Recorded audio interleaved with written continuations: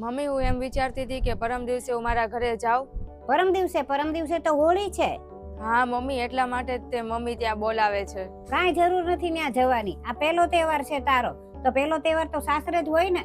હા મમ્મી, મને ખબર છે, પણ ત્યાં મમ્મીની તબિયત નથી સારી ને, એટલા માટે જ મને બોલાવે છે. તો ત્યાં મારે જવું જરૂરી છે. અને મમ્મી, આ હોળી છે તેની રજામાં લોકો ખબર કાઢવા આવે મમ્મીની, તો ત્યાં કોઈકને તો રહેવું જોઈએ ને. મમ્મી તો કાંઈ કરી શકે એમય નથી. ત્યાં તારો ભાઈ તો છે ધ્યાન રાખવા વાળો, ઈ કરશે બધુંય તે. અને આ તહેવાર ઉપર તું વઈ જા તો અહીંયા બધું પૂજા પાઠ કોણ કરે? હા મમ્મી, ભાઈ છે એ સાચી વાત છે, પણ એ બધું ન કરી શકે ને મમ્મીનું, એટલા માટે. અને એવું લાગે ને તો એ દિવસે વહેલા ઉઠીને પૂજા પાઠ ની બધું કરી નાખીશ. અને છે ને તમે કહો ને તો હું સાંજે પાછી આવીશ, પણ મને જવા દો ને. પણ આ તહેવારમાં તું સમજ તો ખરી કે આપણા ઘરે પૂજા પાઠ ન થાય તો કેવું થાય. મારી મજબૂરી છે, તું હું કઈ એમ નામ નથી ના પાડતી તને. તું હવે તારા ઘરે જવાની જીદ છોડી દે ને, અહીંયા બધું ધ્યાન રાખ. અહીંના પૂજા પાઠ ને બધું અહીંનું શીખવું જોવે તારે. ઈ ઘરની દીકરી હતી, હવે તું આ ઘરની વહુ છો, તો ઈ હિસાબથી જ તારે જ રહેવું જોવે ને. અને ન્યા તારા ઘરે મહેમાન આવવાના હોય તો આપણા ઘરે મહેમાન આવવાના છે.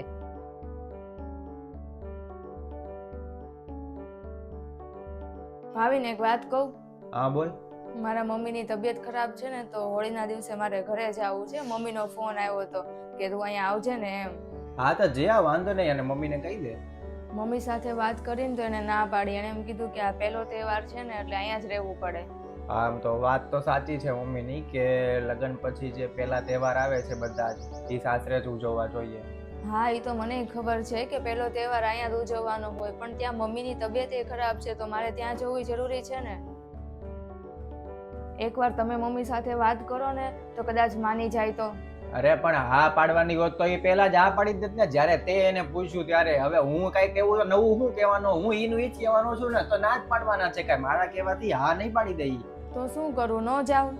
તો મારા મત મુજબ તો તું નો જાને ઈ જ બરોબર છે, કેમ કે પહેલાથી મમ્મીએ ના પાડી દીધી છે ને હજી તું ઉપરા ઉપરી પૂછ કર્યો છો. હવે પાછું તું મારાથી એમ કહેશ કે તમે પૂછ્યા હો, એટલે હવે હું પૂછવા જાવ એટલે મમ્મીને તો એમ જ થશે ને કે આ એની વહુ ચડાવીને હવે પાછી લાવે છે અહીંયા પૂછવા હાટું થઈને હાથે કરીને.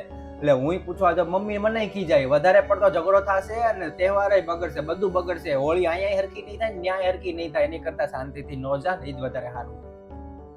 અને હજી તો આપણા નવા લગ્ન થયા છે, આ પહેલો તહેવાર આવે છે હોળીનો. ઈ તહેવારમાં તમે બધા આવું કરવા માંડ્યા છો, ક્યાંથી આગળ હાલશે હરખી રીતે?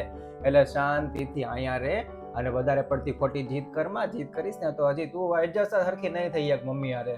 તો પણ મારા મમ્મીનું શું? એને તો મારી જરૂર છે ને, એ બીમાર છે.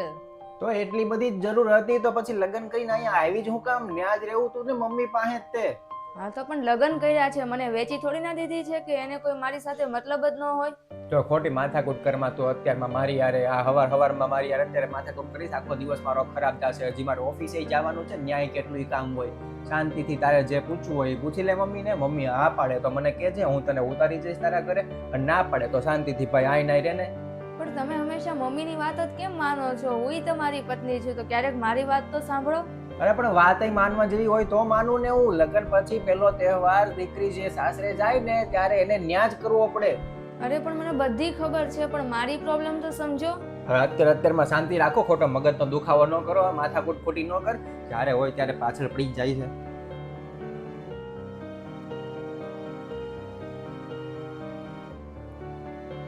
ના મમ્મી, હું નથી આવતી.